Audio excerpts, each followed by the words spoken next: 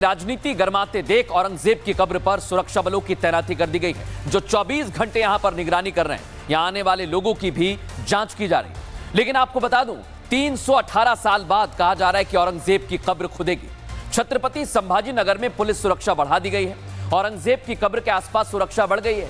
SRP के एक batch को और बढ़ा दिया गया है। कब्र के आसपास 2 अधिकारी तैनात किए गए हैं, साथ ही 15 कर्मचारियों की तैनाती की गई है। कई जगह पर नाकेबंदी कर दी गई है और कब्र पर जाने वाले हर शख्स की चेकिंग की जा रही है ताकि कोई गड़बड़ी ना हो। यानी एक तरफ दर्शक बजरंग दल है, दूसरी तरफ विश्व हिंदू परिषद है और इसकी चेतावनी को देखते हुए छत्रपति संभाजी नगर की सुरक्षा बढ़ा दी गई है। तो दूसरी तरफ हिंदू संगठन, हिंदू धर्मगुरुओं का समर्थन लगातार उन्हें मिलता जा रहा है और इस पर राजनीतिक पारा भी उसी रफ्तार से बढ़ने लगा है।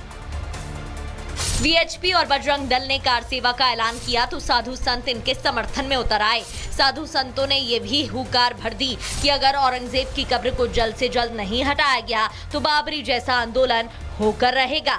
महाराष्ट्र सरकार को निवेदन है कि महाराष्ट्र में औरंगजेब की कोई जरूरत नहीं है, उसकी कब्र तुरंत ध्वस्त की जाए। इसके लिए विश्व हिंदू परिषद, बजरंग दल आदि ने समर्थन किया है। ऐसा नहीं हुआ तो सभी हिंदुत्ववादी संगठनें वहां जाके कार सेवा करेगी। औरंगजेब की कब्र यहां से हटाई जाए। अगर वो एएसआई मॉन्यूमेंट के अंदर भी आता है तो जो कानून है वो कानून की प्रक्रिया से उसमें बदलाव लाके वो कब्र महाराष्ट्र से हटाई जाए, ऐसी सभी संत महात्माओं की मांग है। साधु संत हिंदू संगठन के समर्थन में एकजुट हो रहे हैं तो मौलानाओं ने इसके खिलाफ आवाज बुलंद कर ली है, लेकिन इस पर भी सबके विचार अलग अलग हैं। औरंगजेब सच्चा ईमानदार बादशाह था। उसने सैकड़ों मंदिरों को दान दिया, सैकड़ों मंदिरों को। 2, 4, 5 मंदिर होंगे जो तोड़े होंगे उसने, और वो भी वो तोड़े हैं जिनमें उसके खिलाफ साजिश होती थी। कुछ फर्क नहीं पड़ता, हटाओ नहीं हटाओ। और औरंगजेब को क्या फर्क पड़ता है? औरंगजेब को मरे हुए 320 साल हो गए। औरंगजेब सही है, गलत है, क्या है, ये एकेडमिक दायरे में रहना चाहिए। महाराष्ट्र में छिड़ी इस जंग का असर यूपी की सियासत में भी गर्माहट भर रहा है। सपा सांसद डिंपल यादव इसे बीएमसी चुनाव से जोड़ रही हैं। जैसे जैसे चुनाव आएंगे पास और नजदीक, इस तरह की सियासत बढ़ती जाएगी, क्योंकि यह जो इनकी जो भावना है, ये विभाजन की नीति और नीयत से काम करके सत्ता में बने रहना चाहते हैं। औरंगजेब की कब्र पर छिड़ी जंग अभी थमती नजर नहीं आ रही है, बल्कि बजरंग दल और वीएचपी की चेतावनी के बाद देखना ये होगा कि अब से कुछ घंटे बाद महाराष्ट्र में औरंगजेब पर सियासी रुख किस ओर जाकर थमेगा।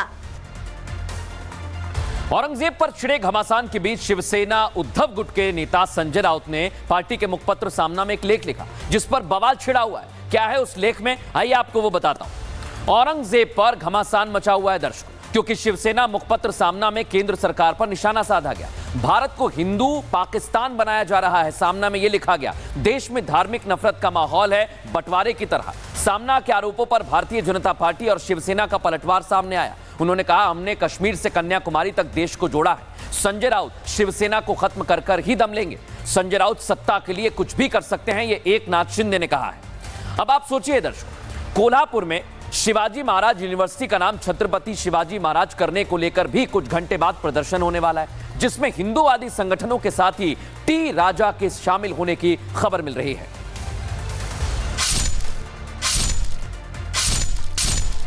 एक तरफ मुगल आक्रांता औरंगजेब की कब्र हटाने को लेकर प्रदर्शन होने जा रहा है, तो वहीं दूसरी तरफ कोल्हापुर की धरती पर भी एक प्रदर्शन की तैयारी की जा रही है। प्रदर्शन हिंदूवादी संगठन और शिवाजी प्रेमी करने वाले हैं, जिसमें शामिल होने वाले हैं बीजेपी विधायक और हिंदुत्व की छवि रखने वाले टी राजा। छत्रपति शिवाजी महाराज के सम्मान में सारा हिंदू मैदान में। कोल्हापुर के सभी हिंदू वीरों, फिर से एक बार मैं राजा सिंह आपके कोल्हापुर आने वाला हूँ। प्रदर्शन की वजह है शिवाजी विश्वविद्यालय का नाम छत्रपति शिवाजी कराना। इसे लेकर लंबे समय से हिंदूवादी संगठन मांग कर रहे हैं ताकि छत्रपति शिवाजी महाराज को सम्मान दिया जा सके, और इसके लिए 17 मार्च को बड़ी तादाद में लोग जुड़ने वाले हैं। खुद टी राजा ने एक वीडियो के माध्यम से लोगों को जुड़ने की अपील की है। साथ ही कहा है कि जो लोग छत्रपति शिवाजी महाराज को सम्मान से वंचित रखना चाहते हैं, ये उन लोगों को चुनौती है। 17 मार्च के दिन कोई कार्य नहीं करना है, सभी दुकानें बंद करना है। पूर्ण समय इस मोर्चे के लिए आप सबको देना है। बहुत बड़ा मोर्चा रहेगा। एक दिन हम सबके छत्रपति शिवाजी महाराज के सम्मान के लिए हमें देना है। अब आपको राजस्थान के उदयपुर में मनाई जाने वाली होली की तस्वीर दिखाता हूं, जो रंगों से नहीं बल्कि बंदूक, तोपों और तलवारों से खेली जाती है। दरअसल उदयपुर जिले के मेनार गांव में अनोखे तरीके से होली का पर्व मनाया जाता है और इस पर्व में बारूद में होली खेलने का रिवाज है, यानी तोप बंदूक चलाकर बारूद की होली खेली जाती है। इस दौरान पटाखों के साथ साथ बंदूकों की प्रदर्शनी सी लगती है और स्थानीय लोग अपने घर से हथियार लाते हैं और एक साथ इकट्ठा होकर जश्न मनाते हैं। स्थानीय लोगों का मानना है कि ये त्योहार उस ऐतिहासिक जंग को समर्पित है जब मेनार के योद्धाओं ने मुगल सेना को खदेड़ दिया था। उनकी वीरता को याद रखने के लिए हर साल बारूद की होली मनाने की परंपरा चली आ रही है।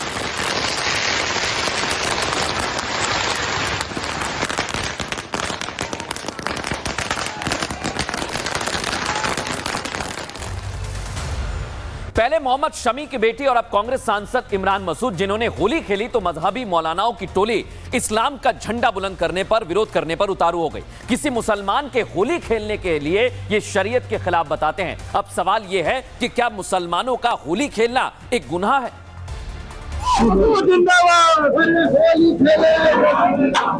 जरूरी नहीं है कि हम गैर इस्लामी रस्मों को निभाएं तभी वो भाईचारा होगा। ये उन्हें तौबा करनी चाहिए। इन्हीं मजहबी ठेकेदारों की वजह से देश का माहौल बिगड़ता है। इन्हीं नफरती मौलानाओं की वजह से देश की शांति भंग होती है। कांग्रेस सांसद इमरान मसूद ने रंगों का त्योहार होली क्या खेल ली। मजहब की दुकान खोलकर बैठे इन मौलानाओं को दुकान बंद होने का डर सताने लगा। बस फिर क्या था, इसे इस्लाम के खिलाफ बताने की बात दोहराने लगे कि हमें शरीयत ने कुछ दायरे दिए हैं, उसको निभाना ज़रूरी है। हम भाईचारे के अंदर या भाईचारे के लिए ऐसे शिरकिया काम कर जाते हैं जो शरीयत के दायरे के बहुत खिलाफ होते हैं। इस्लाम इस बात की इजाज़त नहीं देता कि एक मुसलमान किसी दूसरे मजहबी मसले में, त्यौहार में बाकायदा शिरकत करे। देश की गंगा जमुना तहजीब इन्हें रास नहीं आ रही और वो किसी भी मुसलमान को होली का त्योहार ना खेलने की नसीहत दे रहे हैं। हाँ, इतना जरूर कह रहे हैं कि भाईचारा बढ़ाना है तो उसके दूसरे भी रास्ते हैं। देवबंदी उलेमा ने कहा कि सांसद इमरान मसूद एक मुसलमान है और मुसलमान को शरीयत के हिसाब से चलना चाहिए। ज़रूरी नहीं है कि हम गैर इस्लामी रस्मों को निभाएं तभी वो भाईचारा होगा। मैं ऐसे तमाम लोगों को कहना चाहूँगा कि उन्हें तौबा करनी चाहिए, अल्लाह से अपने गुनाह की तलाफी करनी चाहिए। रंग उड़ाना और लगाना शरीयत के खिलाफ है और भाईचारा बढ़ाने के दूसरे रास्ते अपनाना चाहिए। तो ऐसे मौलाना मौलवियों से सवाल है कि क्या भाईचारा बढ़ाने के लिए ये रास्ता गलत है या फिर आप लोगों को डर है कि अगर देश में अमन चैन कायम हो गया तो इनकी मजहबी दुकानों पर ताला लग जाएगा।